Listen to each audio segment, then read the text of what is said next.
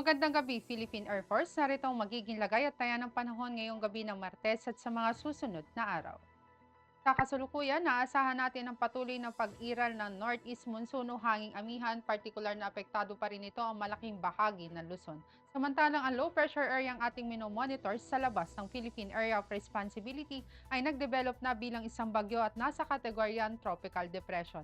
Kanina alas 4 ng hapon, ito'y huling namataan sa layong 1,075 kilometers silangang bahagi ng hilagang silangan ng Mindanao, taglay ang lakas ng hangin na 55 km/h mula sa sentro at may pagbugso hanggang 70 km/h. Aasahan natin patuloy itong kikilos ng mabagal sa direksyong hilagang kanluran. At kung di pa rin magbago ang kanyang bilis sa mga susunod na oras, may posibilidad na itong pumasok ng Philippine Area of Responsibility at bibigyan natin ng local name na Basyang ang ikalawang bagyo ngayong taon. Patuloy itong kikilos generally ng pakanluran at kung di pa rin magbago ang kanyang bilis, aasahan na natin sa araw ng Webes, may posibilidad itong maglandfall dito sa may Caraga area at patuloy nitong babaybayin ang Visayas maging ang Palawan area hanggang araw ng Linggo. Para naman sa magiging lagay at taya ng panahon bukas, aasahan nga natin dulot ng trough nitong si Bagyong Basyang ang patuloy na maulap na kalangitan na may kalat-kalat na pag-ulan, pagkidlat at pagkulog, partikular nga yan dito sa may central at eastern portion ng Visayas. Dulot naman ng northeast monsoon na aasahan natin ng Cagayan Valley ay makakaranas sa maulap na kalangitan na may mahihinang pag-ulan.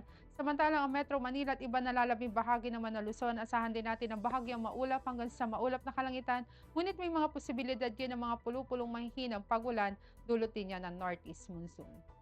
Samantalang dito sa Mindanao, aasahan din natin dulot ng trough nitong si Bagyong Basyang ang maulap na kalangitan na may kalat-kalat na pag-ulan, pagkidlat at pagkulog, partikular yan dito sa may Zamboanga Peninsula, maging dito sa may Davao Region, northern portion ng Mindanao at maging sa Caraga. Sa iba na lalabing bahagi naman ng Mindanao, asahan natin ang bahagyang maulap hanggang sa maulap na kalangitan na may mga posibilidad din ng mga pulupulong pag-ulan na kuminsan ay may pagkidlat at pagkulog. Para naman sa magiging lagay at taya ng panahon pagsapit ng Huwebes hanggang Sabado dito sa Metro Manila, asahan natin hanggang Biyernes ang generally fair weather, ngunit pagsapit ng Sabado, asahan ang maulap na kalangitan na may kalat-kalat na pag-ulan, pagkidlat at pagkulog. Ganon din ang aasahan dito sa Cavite, maging dito sa Lipa. Samantalang dito sa Angeles, sa mga susunod na araw hanggang araw ng Sabado, asahan din natin ang bahagyang maulap hanggang sa maulap na kalangitan, ngunit may mga posibilidad din yan ng mga pulupulong mahihinang pag-ulan. Samantalang dito sa Puerto Princesa, generally fair weather din hanggang Biyernes, samantalang maulap na kalangitan na may kalat-kalat na pag-ulan, pagkidlat at pagkulog ang aasahan pagsapit ng araw ng Sabado. Ganon din ang aasahan natin dito sa Kalayaan Islands. Dito naman sa Mactan, dulot nga ng Bagyong Basyang, aasahan natin hanggang araw ng Sabado ang patuloy na maulap na kalangitan na may kalat-kalat na pag-ulan, pagkidlat at pagkulog. Dito sa Zamboanga, asahan din natin ang patuloy na maulap na kalangitan na may kalat-kalat na pag-ulan, pagkidlat at pagkulog hanggang araw ng Biyernes at may gradual na pagganda ng panahon pagsapit ng araw ng Sabado. Meron din ang aasahan natin dito sa Davao, maulap na kalangitan na may kalat-kalat na pag-ulan, pagkidlat at pagkulog hanggang araw ng Biyernes at may gradual na pagganda rin ng panahon pagsapit ng araw ng Sabado. Para naman sa ating astronomical information, ang araw ay lumubog sa ganap na 17:56 dito sa Metro Manila at asahan naman natin sisikat bukas sa ganap na 06:24.